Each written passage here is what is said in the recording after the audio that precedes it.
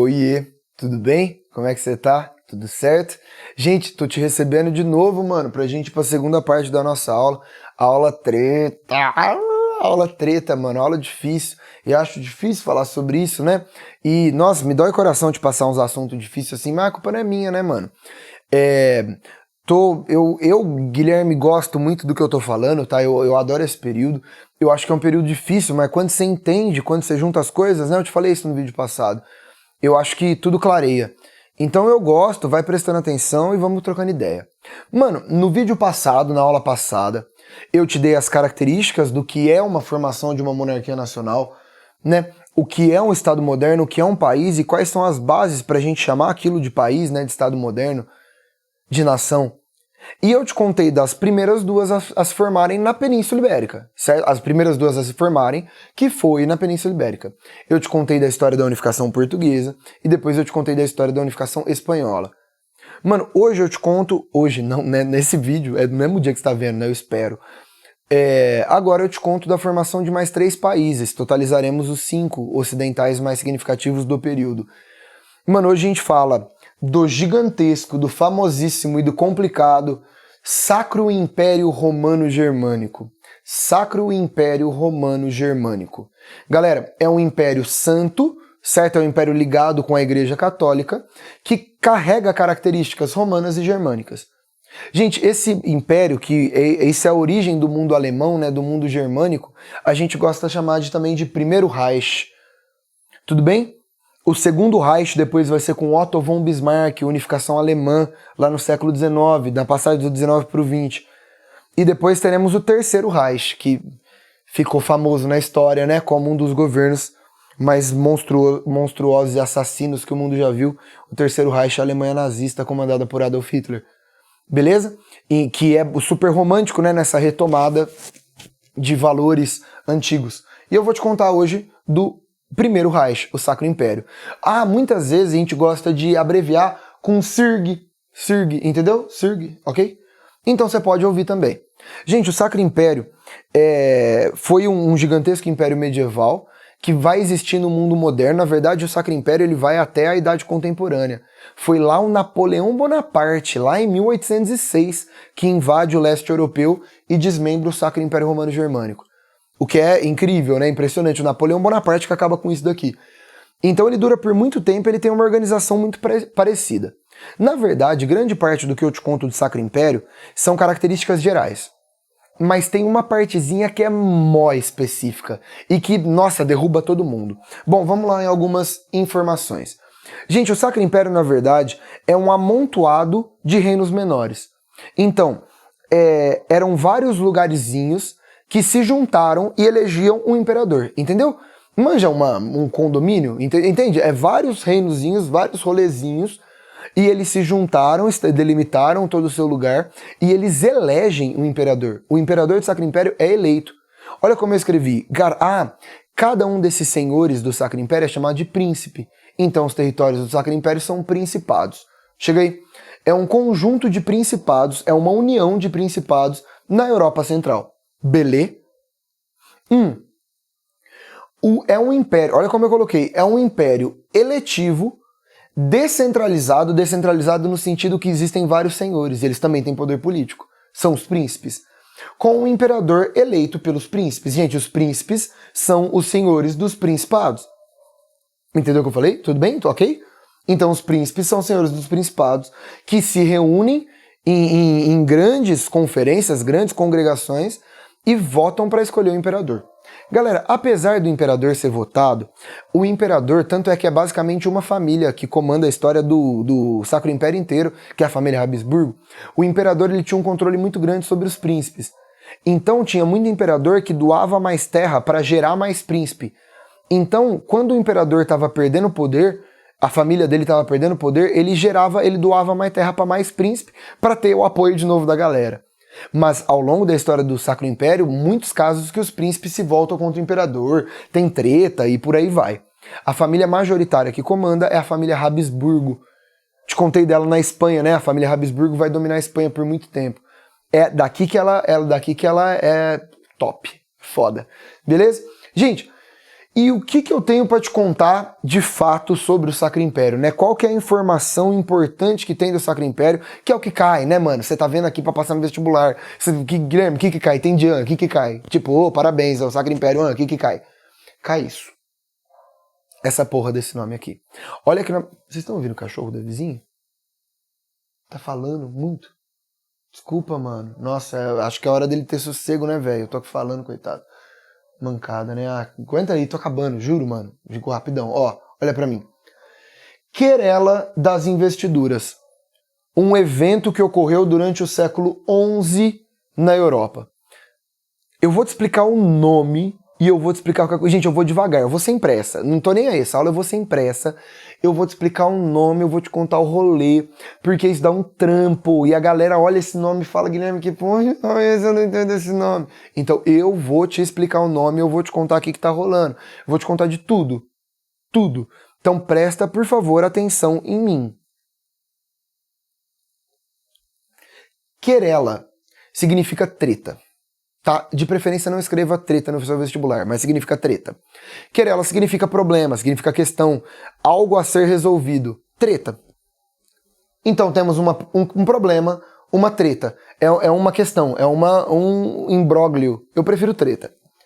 Das investiduras. Gente, o que é uma investidura? Investidura é nomeação. Investir em alguém é dar um cargo pra alguém, entendeu? Tipo assim, mano, ó, o suzerano, ele faz uma investidura pra ter um vassalo. O grão-mestre pra ter um cavaleiro. Entendeu? Tipo, ó, mano, eu te dou um emprego, eu tô fazendo uma investidura. Eu, dono da empresa, tô te nomeando gerente. É uma investidura. Investidura é nomear alguém. Então, mano, olha como a gente pode traduzir. Você pode chamar de treta das nomeação. É a mesma coisa que querela das investiduras. É um problema, uma treta sobre as nomeações. Tá. Continua. Tudo bem até aqui? Continuo. Querela das investiduras é um conflito entre o Papa e o Imperador do Sacro Império. Repito, o Papa e o Imperador do Sacro Império sobre quem vai nomear os bispos do Sacro Império. Por quê? E presta atenção agora, que agora é importante. Gente, bispo é um cargo que tem tanto poder político quanto poder religioso, concorda comigo? O bispo medieval, ele poderia ser um dono de terra, ele tinha um bispado, né? Que ele é o senhor daquele... Então tem bispo que é dono de terra, que tem poder político, que tem influência, e ao mesmo tempo, cara, bispo é uma parte do clero importantíssima da igreja, né? Entende o que eu tô te falando? Tipo, é uma parte significativa do alto clero da igreja católica. Então o bispo, ele carrega as duas coisas. O que acontecia? Gente, olha aqui, era muito comum na Europa feudal, na Europa medieval, que os senhores escolhessem seus bispos. Então, ó, esse cara aqui, esse cara vai ser um bispo. Ó, esse cara vai ser um bispo. Entende o que eu tô te falando? Só que qual que era a merda desse esquema? Gente, geralmente quando um senhor, um rei ou um imperador, quem seja, ele escolhe o bispo, a relação de criar um cargo religioso é uma relação política. Concorda comigo? Mano, se o rei escolhe um bispo, ele não tá escolhendo porque, nossa, aquele cara estudou muito a religião e manja muito, ele é uma grande pessoa. Ele tá escolhendo porque ele tem relações políticas com aquele cara. Gente, acontece que é nesse período, olha pra mim agora, que a igreja tava passando por uma série de reformas morais. Gente, a igreja começou a ser acusada de corrupção, começou a ser acusada de estar muito ligada com o poder político, começou a ser muito... Cara, tem uma abadia muito famosa, né, francesa, chamada Abadia de Cluny, que vai revolucionar a história da igreja, criticar a corrupção da igreja, e vários papas que a gente vai ter são papas que vão entrar com essa ideia de moralizar a igreja, de acabar com isso. Então, olha pra mim, a querela das investiduras é uma treta que o imperador do Sacro Império nomeava os bispos tudo, e o Papa proibiu ele de fazer isso. E aí eles vão brigar para ver quem vai nomear os bispos dentro do Sacro Império. Se é o imperador ou se vai ser o Papa. Foi? Conflito entre igreja, Papa e o Estado, imperador. É uma treta? É um conflito. Beleza? Galera, por que cola esse conflito? Porque estamos no contexto de reformas católicas que visam, né, para evitar a corrupção e impedir. Então, ó, são reformas católicas para evitar a corrupção e impedir líderes políticos de exercerem poderes eclesiásticos. Eclesiástico, poder religioso, poder da igreja. Por quê? Porque os caras que nomeiam um bispo, ele tá fazendo um negócio que deveria ser a igreja. Então, é uma treta, é uma disputa pelo direito de nomeação dos bispos dentro do SIRG, do Sacro Império.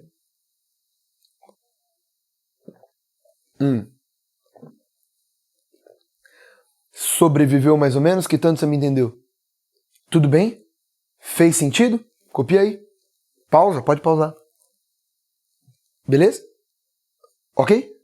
Louco, né? Acho muito louco, acho muito louco. Sacou a treta? Gente, a treta, na verdade foram várias tretas, viu? A galera fala que querela das investiduras aconteceu em vários lugares, de vários jeitos. Mas essa treta, a treta louca, se deu entre o Papa Gregório VII, Papa famoso na história, viu? Foi um grande moralizador da igreja, segundo a historiografia papal, e o imperador do Sacro Império, que era o imperador Henrique IV.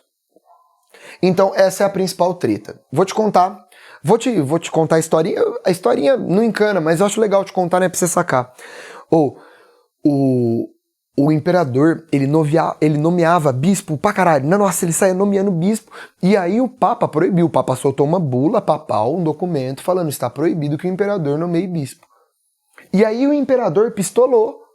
Mano, o imperador, juro pra você, o imperador mandou uma carta falando pro Papa: Papa, você não é legítimo, eu não te reconheço, porque ele falava, tipo, ó, eu sou o rei escolhido, eu sou o imperador escolhido, legítimo, e você acha que eu vou ficar obedecendo um Papa de bosta? Falou desse jeito lá no mundo medieval. O que aconteceu? O Papa pistolou de volta, excomungou Henrique IV, expulsou ele da igreja. Então, o Henrique IV não reconheceu o Papa Gregório como Papa, e o Papa não reconheceu o Henrique IV como um cristão, né, mano? Ou excomungar no mundo medieval é seríssimo. E aí rolou uma treta pra ver quem teria apoio de quem, né? Pra, tipo, o mais forte a sobreviver. Mano, pra surpresa da galera, foi super surpresa, assim, foi um negócio inesperado. Os príncipes do Sacro Império reconheceram o Papa e viraram as costas pro imperador. E lembra dos príncipes do Sacro? Os príncipes do Sacro Império falaram assim: imperador, a gente tá com o Papa, você tá errado. Eles estavam meio pistola com o imperador e aí o imperador, mano, se fudeu total. Porque ele tava excomungado da igreja, ele não tinha o apoio dos príncipes dele. História famosa. Dizem que o Henrique IV teve que pedir perdão pro Papa. O Papa tava na casa dele de inverno, na cidade de Canossa, numa cidade da região italiana, e o Henrique IV ficou lá fora, velho, esperando dias, somente com uma túnicazinha de lã e descalço na neve. Era inverno nos Alpes italianos. E aí é chamado de penitência de Canossa, quando Henrique IV, mano, abaixou sabe quando abaixa a bolinha? É legal, né? Ele abaixou a bolinha, foi lá humildemente, de cabeça baixa. Depois de dias, o Papa deixou ele entrar. Falou: ai, vai, o que você quer?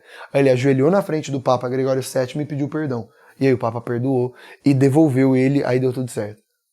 Só que aí depois já deu treta de noite, assim, essa treta é longa. Mas legal, né? É uma treta boa. Gente, isso só foi definitivamente resolvido numa concordata chamada Concordata de Worms, ou Worms, ou sei lá o nome dessa cidade aqui. Cara, que foi uma concordata que o Papa Imperador, já era outro Papa e outro Imperador, tá? Eles acertaram que os dois tinham direito de nomear, mas tinha que ser uma ação conjunta. Porque o Imperador, ele podia nomear no sentido de dar terras, mas não religioso. E o Papa nomeava no sentido religioso. Então o grande bispo, o completo bispo, era nomeado pelos dois. Foi meio que uma conciliação, né? Um meio termo.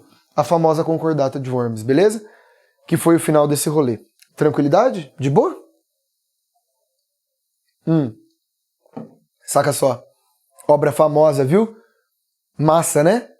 Henrique IV, ó, o Papa Gregório, olha que legal. Ele só tá olhando e falando assim: espera aí, ô seu palhaço. Ele tá falando isso desse jeito. E o Papa esperando, cara, invernão, tá? É neve, é horroroso. E o Papa esperando, só como o Gregório... falei tudo errado, gente, desculpa. O Henrique IV, o rei, o imperador, esperando com uma tunicazinha e descalço.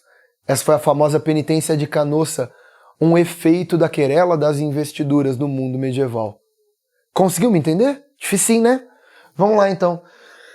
Gente, como eu já havia te falado, a história do Sacro Império é a família Habsburgo. E é louco que é uma família que consegue se manter no poder no império que o poder é eleito, né? É eletivo. Então o imperador tá sempre lá e a família Habsburgo, ela é super soberana na história do Sacro Império. Gente, deixa eu te contar algumas coisas. Originalmente a dinastia Habsburgo é num lugar chamado Áustria, beleza? Que é uma das regiões do Sacro Império. Quando o Sacro Império se desmembrar, vai nascer o país, né? Na verdade, até antes, né? Já nasce o Reino Independente da Áustria. E, olha como eu coloquei aqui, dinastia dominante na história do Sacro Império Romano Germânico e que também governou a Espanha entre os séculos XVI e XVII. No século XVIII, a família Bourbon já toma conta da Espanha, beleza? Chega aí. Olha que legal que eu vou te... Agora é legal, olha que legal, pra acabar. A dinastia Habsburgo, ela é extremamente forte e presente na história de todo o Sacro Império. E ela vai ser forte até o final. Só que eu te contei que em 1806, né, no comecinho do século XIX, o Napoleão Bonaparte invade e acaba com o Sacro Império. Lembra que eu te falei isso daí? Mano, a dinastia Habsburgo continua sendo a dinastia austríaca, da Áustria. Você vai falar, Gui do céu, quando é que isso acaba? A dinastia Habsburgo acaba, finalmente, em 1914, com o assassinato do último herdeiro legítimo Habsburgo. Um rapaz chamado Francisco Ferdinando, já ouviu falar dele? É o início da Primeira Grande Guerra Mundial, no século XX. Ou seja, a dinastia Habsburgo, mano, eles começam no comecinho mesmo da história do Sacro Império e vai até o início da Primeira Guerra Mundial. Lembrando que na Primeira Guerra Mundial já não era Sacro Império, né? Era só Áustria. Naquela época era Império Austro-Húngaro, né? Não, era Império... Você entendeu, né? Império Austro-Húngaro, que foi formado depois da Guerra Franco-Prussiana. Enfim, chegamos lá. Mas era o imperador do poderoso Império Austro-Húngaro. Tá? Doido, né? Então, tipo... vai muito longe a dinastia Habsburgo. Beleza? Então, a dinastia Habsburgo, mano, vai ser dinastia da Espanha no seu auge, dinastia por toda a história do Sacro Império, depois dinastia do Império Austríaco, depois do Império Austro-Húngaro, e acaba quando Francisco Ferdinando morre. Beleza? Muito louco, né? Até hoje tem uma família Habsburgo. Imagina que legal. Eu sou Habsburgo. Ah, eu queria. Mas eu sou de Oliveira Freitas, não é tão legal. Desculpa. Ô, chega aí. França. Próxima parte da minha aula, vamos trocar uma ideia. França e Inglaterra agora para nós acabar.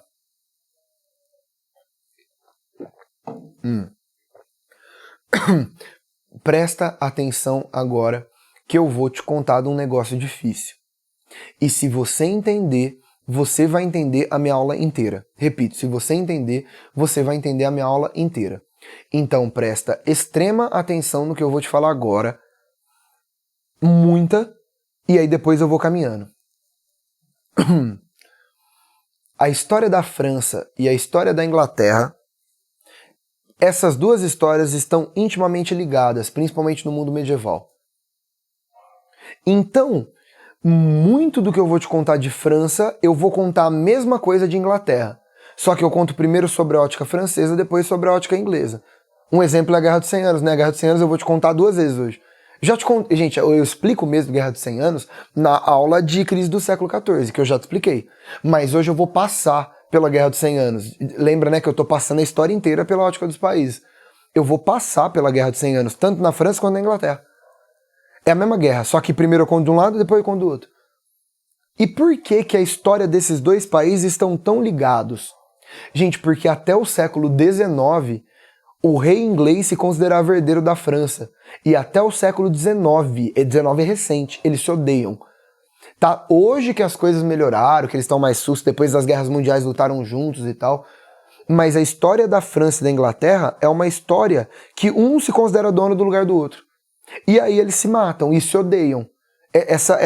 Esse ódio é muito presente, né, na cultura até hoje, mas eu acho que depois do século XX, né, que passaram algumas guerras juntas e algumas alianças, a situação melhorou um pouco. Sei lá, né, deve ter melhorado. Qual que é o rolê? Olha pra mim agora.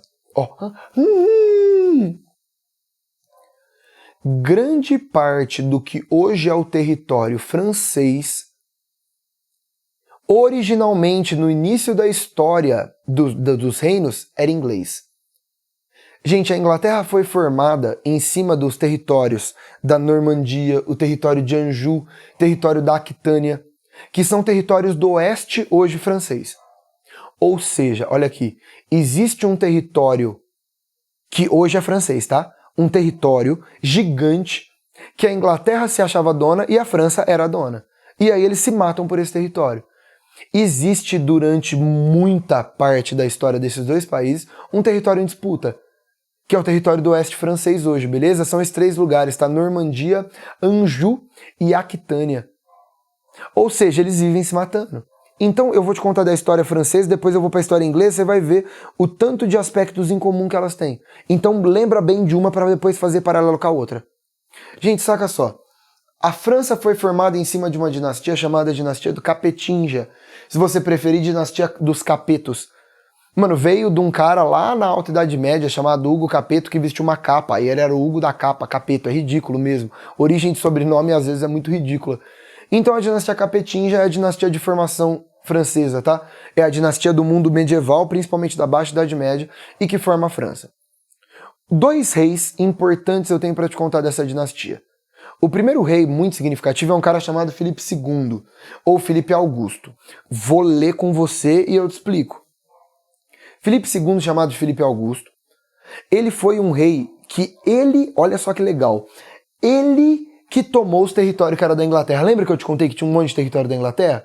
Que era nesse oeste francês? Ou seja, foi ele que deu mais ou menos a cara para a França que a França tem hoje.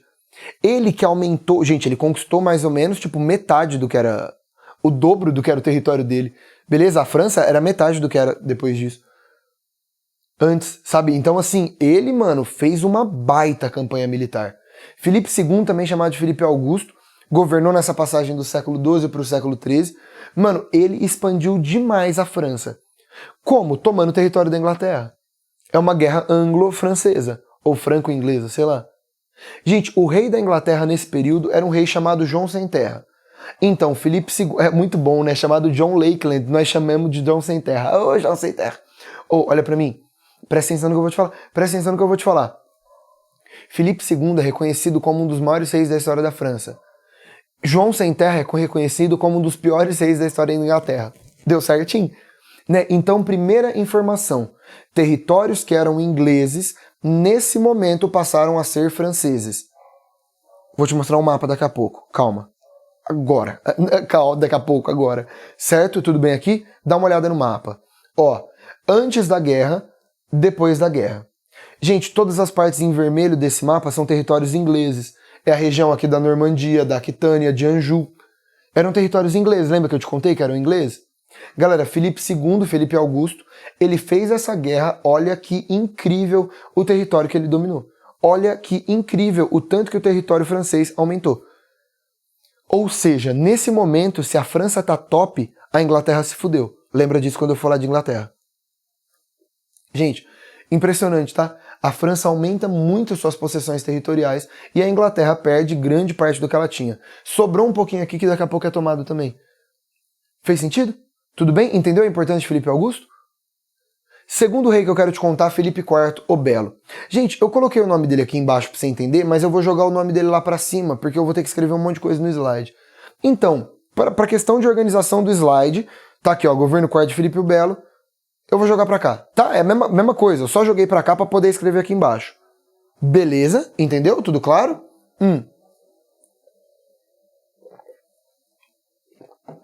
Posso? Gente, Filipe IV o Belo talvez seja o rei mais importante da história da centralização do Estado francês. Ele que criou medidas burocráticas, mesmo administrativas, para fazer da França um Estado poderoso. Gente, lembrando que depois do Filipe II, a França se para o reino mais poderoso que tinha. Nesse momento, tá, eu tô aqui, ó, mano, entrando no século XIV, não tinha ninguém que batia a França. A França era muito poderosa, muito poderosa. Era o reino mais poderoso do mundo medieval nesse momento. Lembrando, daqui a pouco a França cai, depois sobe, eu tô falando desse período. Tudo bem? Gente, algumas medidas de Filipe IV o Belo. Primeiro, ele foi responsável pela burocratização do Estado francês. Gente, ele unificou imposto, unificou medida administrativa, unificou lei. Então ele foi um rei que criou, ó, Estado francês mesmo. Agora foda-se, tem vários senhores feudais. Não, agora é um Estado francês. Primeiro ponto, muito importante, a burocratização, essa unificação de medidas burocráticas, de exército, de moeda, de imposto, de administração, de lei, é tudo na mão dele. Outra coisa, isso é louco. Olha pra... Calma, não copia, pera, vou te explicar antes. Gente, quando ele unificou os impostos, ele começou a cobrar imposto do clero.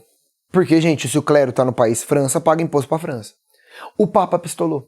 E o Papa falou assim, não, o clero paga imposto pro Papa, pra Roma, não pra França. Gente, ele falou, se o papado tá em Roma, o clero paga imposto pra Roma. Uai, o Papa falou assim pra ele começou a tretar com o Papa. O Papa falou, mano, você tá cobrando o imposto do meu clero? Ele falou, se o clero, ele falou assim, ó, o clero só pode pagar imposto pra França se o papado estiver na França. Felipe IV Belo falou, então tá bom. Mano, ele sequestrou o Papa. Olha que da hora. Felipe IV Belo exerceu o poder, que era um poder super forte, mano, e ele tirou o Papa de lá e ele mandou o Papa pra uma cidade francesa. Gente, olha pra mim. Durante grande parte deste momento da história, estamos aqui no século XIV, né? O Papa não vai ficar em Roma por conta da influência de Felipe IV Belo. O Papa vai ser transferido para uma cidade chamada Papado de Avignon. Algumas pessoas chamam inclusive de Cativeiro de Avignon. Porque Avignon é uma cidade francesa, tá? Vai ser a transferência da cidade sede da igreja para Avignon. Antes era em Roma. E o Felipe IV Belo, mano, louco, velho. Ele mandou o Papa ficar na cidade de França. Falou, então o clero só paga imposto pro Papa se o Papa estiver na França. Pronto, agora tá, o palhaço. Da horaço, né? Demais, velho, demais. O famoso Papado de Avignon. Quando, durante, 70 anos, a cidade sede da Igreja Católica não foi Roma, foi Avignon. Não é incrível, mano? É incrível. Ah, e só pra te contar o desfecho dessa história, contando o resto, tá? O Roma vai se revoltar e Roma vai eleger um papa pra Roma.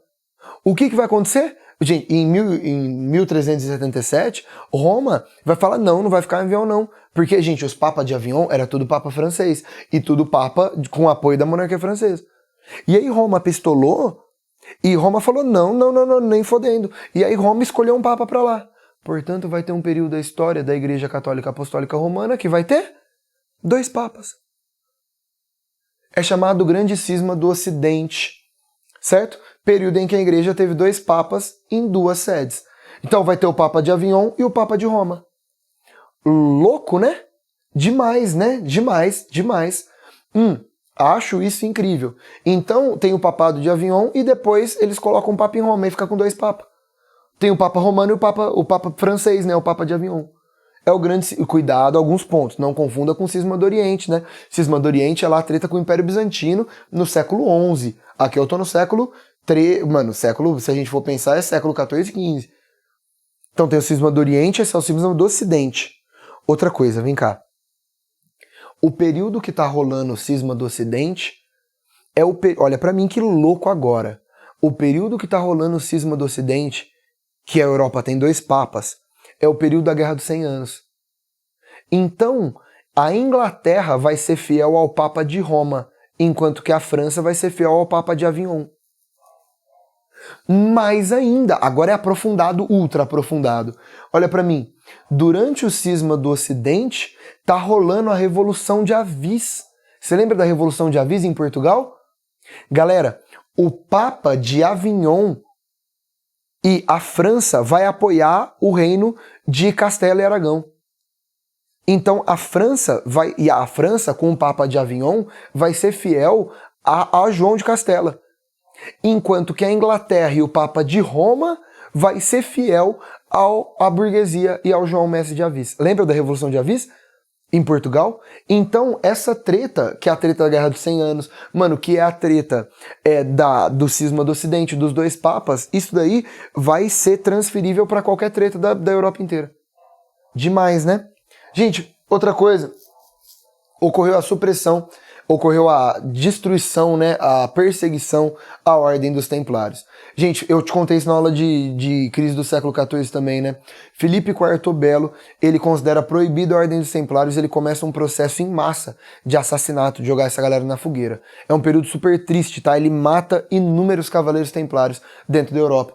Tá bom? Dizem que o maior intuito dele era, de fato, ganhar as riquezas da Ordem do Templário e ganhar a influência dessa ordem. Beleza? Mas existe uma super discussão, nem vou entrar nisso, que, né, até é um terreno que eu nem quero entrar. Beleza? Mas a Ordem dos Templários foi proibida e perseguida. Gente, chega aí. Por fim, e esse é a última coisa e último ponto, Quando ele morre, lembra? Eu te contei essa história que é muito legal, né? Ele mata o grão-mestre da Ordem dos Templários, Jacques de Molay, e o Jacques de Molay amaldiçoa ele, né? E aí ele mata o cara no outono, ele morre, e os filhos dele vão morrendo. Gente, olha pra mim. Já te contei isso na aula de crise do século XIV, tô revisando. A crise sucessória que ocorre após a morte do Filipe IV Belo vai fazer com que que reste vivo somente um filho dele, a Isabel, que é casada com o rei da França, com o rei da Inglaterra. Falei errado. A Isabel da França, que é casada com o rei da Inglaterra. Gente, o filho desse casamento é o Eduardo III, que vai reivindicar o trono francês. Lembrou disso? Na aula de Guerra dos 100 Anos? Então, a morte do Filipe IV Belo e a crise sucessória leva à Guerra dos 100 Anos. Beleza? Gente, essa é a flor de lis, né? O símbolo da monarquia francesa é a flor de lis. Beleza? Esse é o Palácio de Avignon. Era aqui que o Papa ficava, em Avignon. Era aí que o Papa ficava. Da horaço, né? Ó, a supressão, a perseguição aos cavaleiros templários. Todos mortos, pesadíssimo, né? O assassinato de Jacques de Molay, último grão-mestre da Ordem dos Templários. Doideira total, né, mano? Doideira total. A Guerra dos 100 Anos, de novo. Não é meu objetivo hoje contar a Guerra dos 100 Anos, porque eu já te contei de Guerra dos 100 Anos. O meu objetivo hoje é falar da importância do papel da Guerra dos 100 Anos para a França e depois para a Inglaterra. Gente, a Guerra dos 100 Anos, então, marca o início da dinastia de Valois, tá? A gente tem uma crise sucessória e assume o sobrinho do Filipe IV Belo, assume como Filipe VI, que é o início da dinastia de Valois. Gente, lembrando que a dinastia de Valois nada mais é do que um braço da dinastia Capetinga. Outro ponto. Gente, a Guerra dos 100 Anos rolou 100% em território francês. Lembra disso? A Inglaterra invade a França porque a Inglaterra vai reivindicar o trono francês. Então, diz respeito à França, né? Trabalho é da França, papel da França, barrar a invasão inglesa. Ok?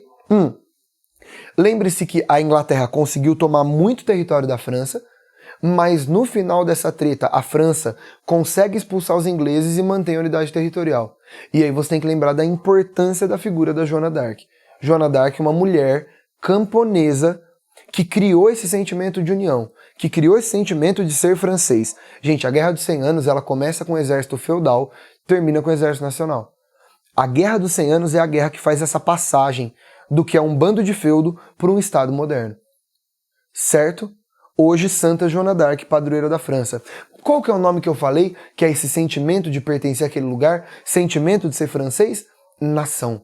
A Guerra dos 100 Anos cria esse impulso nacional na França, beleza?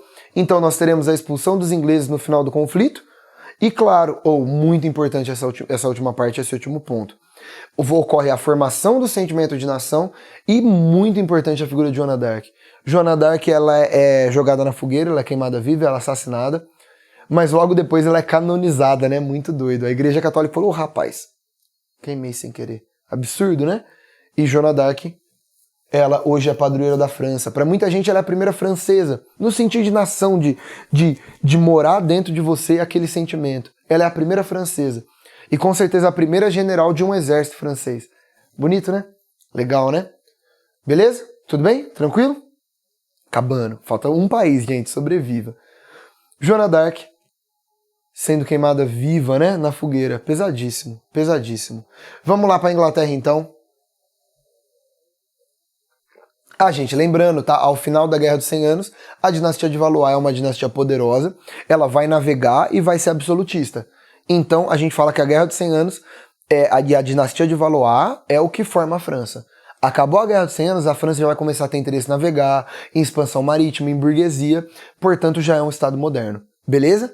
Depois eu volto a falar de França, da onde eu tô parando aqui, só que já é na aula de absolutismo, não nessa. Seguinte, chega aí. Inglaterra e o processo de formação. Olha pra mim agora, que agora é quase a mesma história, só que do outro lado do rolê.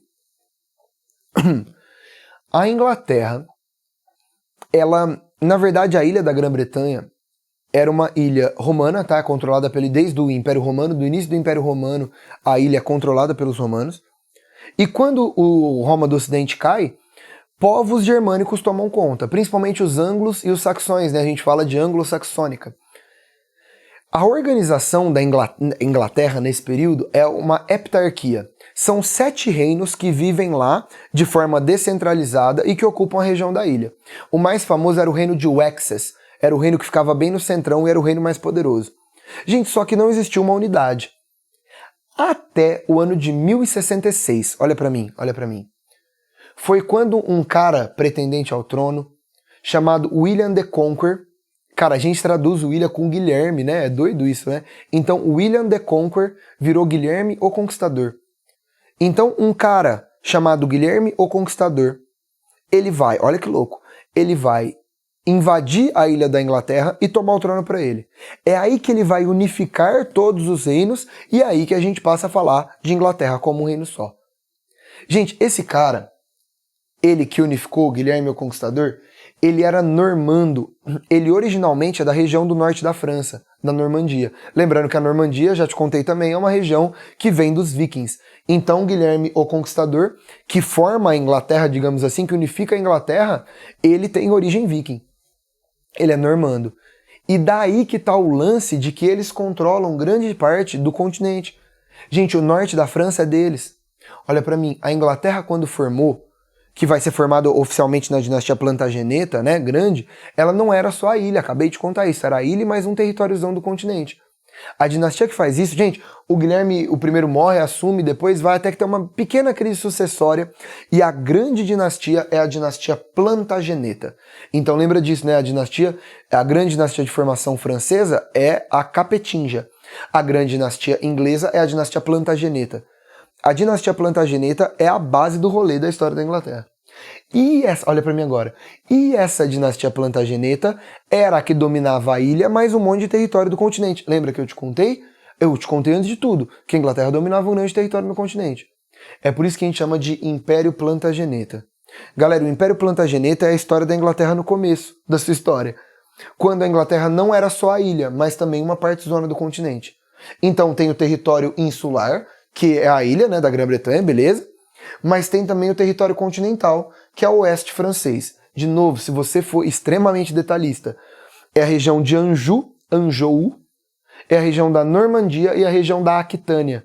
Você pode ouvir falar de Império Plantageneta, tem gente que chama de Império Angevino, porque tinha a região de Anjou, os Plantagenetas vêm de Anjou, chama do que você quiser. Dá uma olhada aqui, ó, dá uma olhada aqui.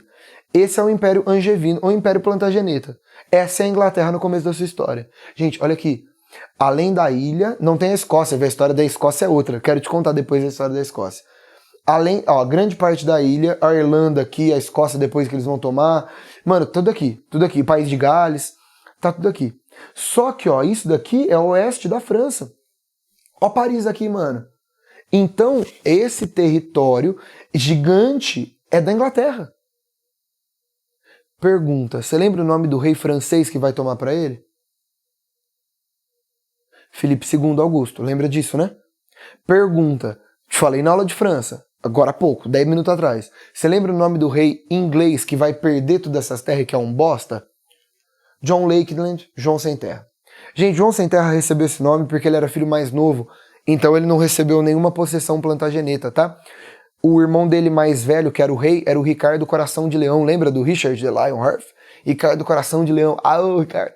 E aí, mano, o Ricardo Coração de Leão, ele vai para as cruzadas, ele participa da Terceira Cruzada, né, contra o Saladino.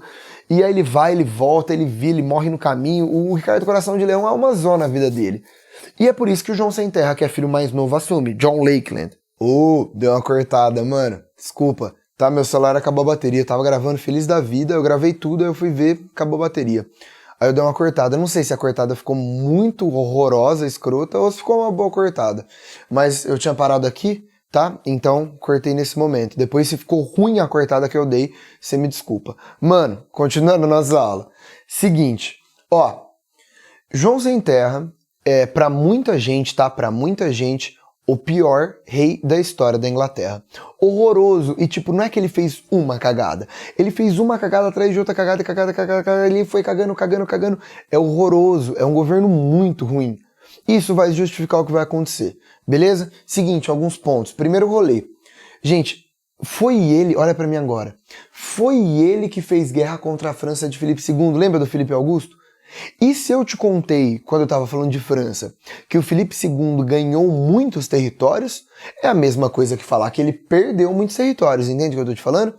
Gente, João Sem Terra foi o rei que se envolveu numa guerra contra a França e perdeu todos aqueles maravilhosos territórios continentais do Império Angevino.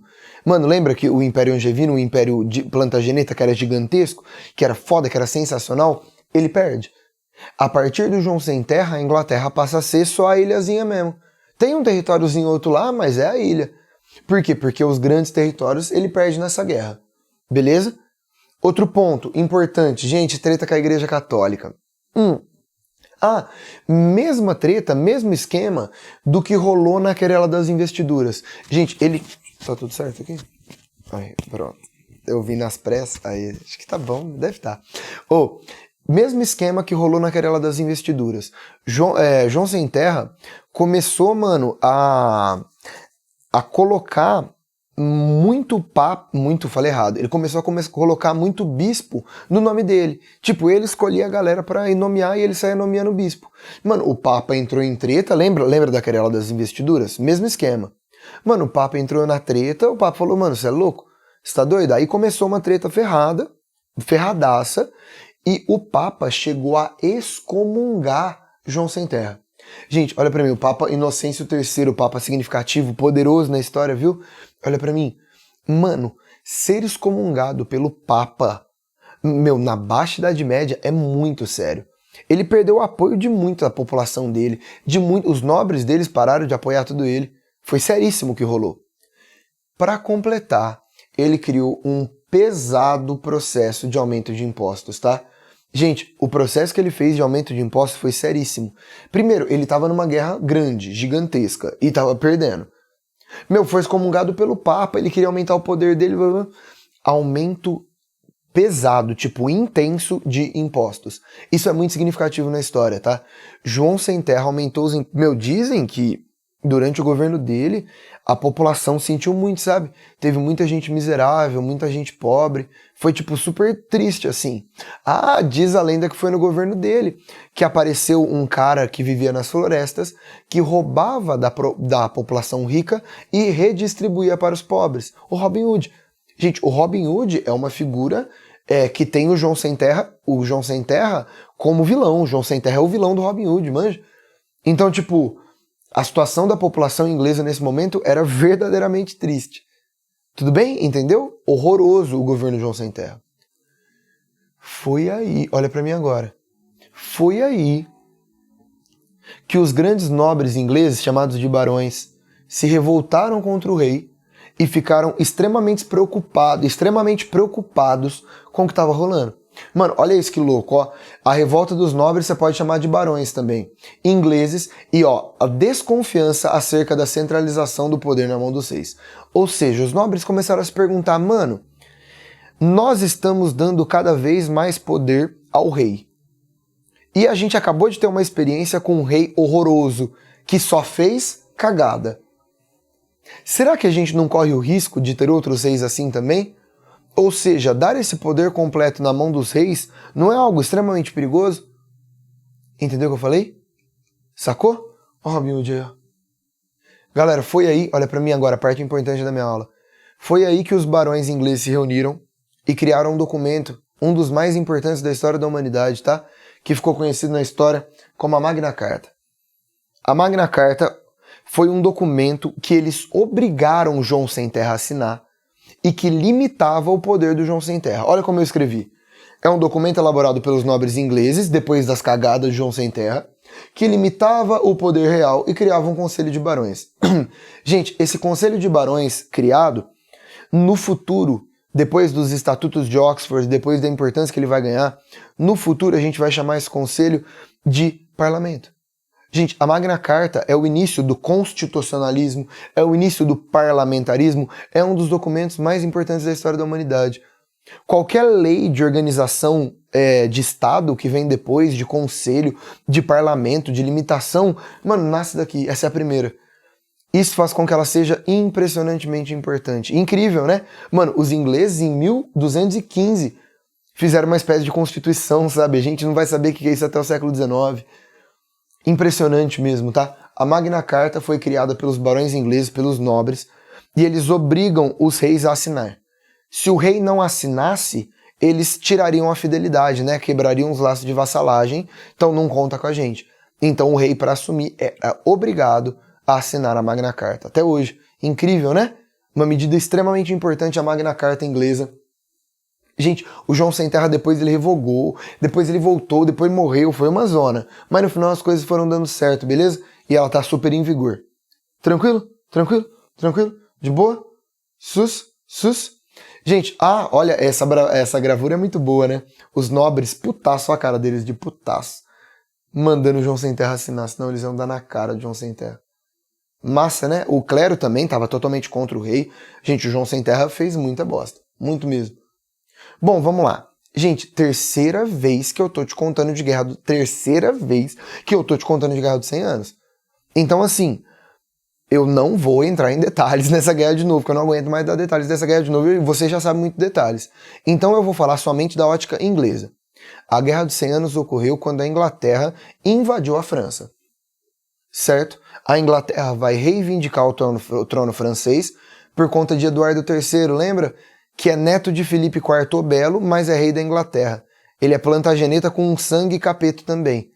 E ele invade. Lembrando que no começo da guerra eles conseguiram tomar muito território até da França, né? Que a guerra é toda na França. Mas no final, principalmente devido à participação da Joana d'Arc, lembra? Os ingleses foram sendo expulsos, portanto nós falamos de uma derrota inglesa. Derrota e expulsão dos ingleses. Galera, se a França sai bonito da Guerra dos 100 Anos, é exatamente a mesma coisa de que falar que a Inglaterra sai super feio, né? Sai super mal para a Inglaterra, o final da Guerra dos 100 Anos. Beleza? Chega aí. Agora vem uma parte importante. Última parte da minha aula. Última parte da minha aula, pra acabar. Juro que você tá liberado. Essa aula é grande, né, mano? Real. Desculpa. Juro que não é culpa minha. Chega aí. No final da Guerra dos 100 Anos, governou um cara na Inglaterra que foi construída uma imagem horrorosa sobre ele. Um cara chamado Ricardo II Plantageneta. Inclusive o Shakespeare, William Shakespeare, tem uma obra sobre ele, Ricardo II, que fala sobre esse rei tirano que foi. Ricardo II, ele foi o último Plantageneta.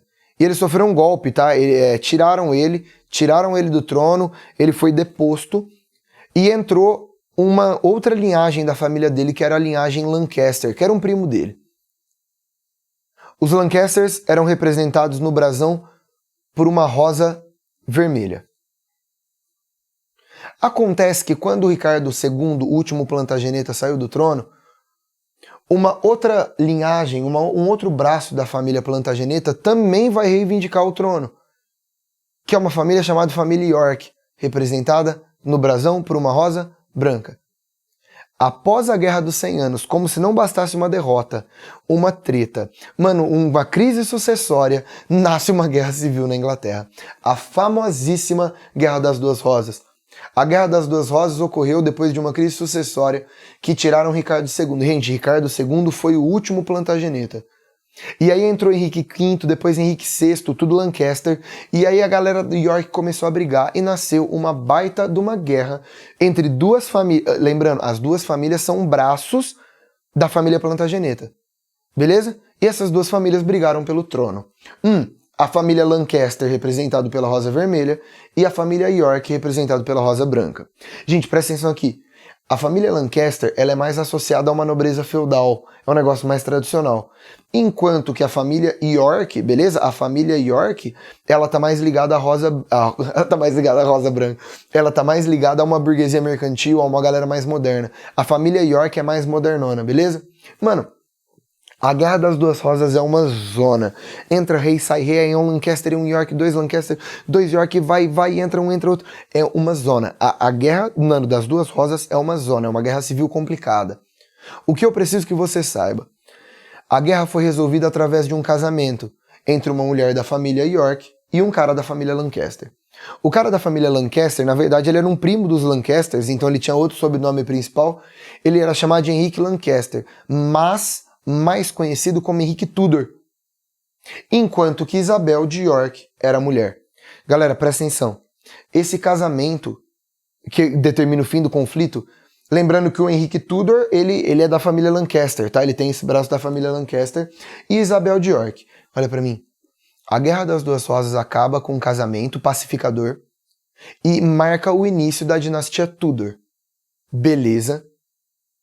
O que eu preciso te falar? A dinastia Tudor é uma dinastia assustadoramente poderosa na história da Inglaterra. A dinastia Tudor, que entra ao final da Guerra das Duas Rosas, é uma dinastia muito, muito boa pra Inglaterra, se a gente for pensar. Meu, pra você ter noção, o filho desse cara é o Henrique VIII, ele vai entrar como Henrique VII, tá? O pacificador. O filho dele é Henrique VIII, que casa com a Ana Bolena, que cria o ato de supremacia, reforma religiosa.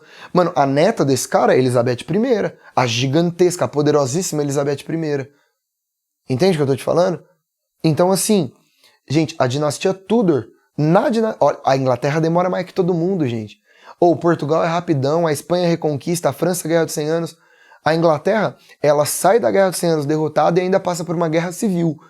Mas aí coloca uma dinastia poderosíssima no poder. Portanto, a partir da dinastia Tudor, eu posso falar que a Inglaterra é um estado moderno, uma monarquia nacional formada, pronta, e agora vai navegar, vai desenvolver e vai criar uma base para um estado absolutista.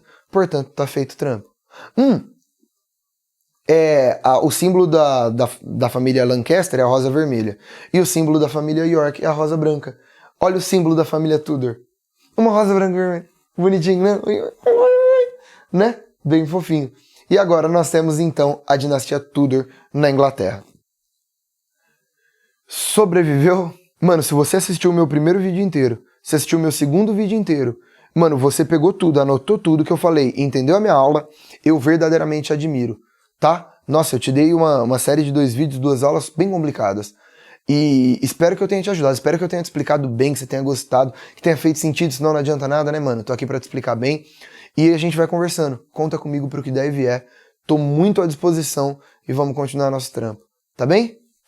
Muito, muito obrigado. Beijo, gente. Valeu. Até mais.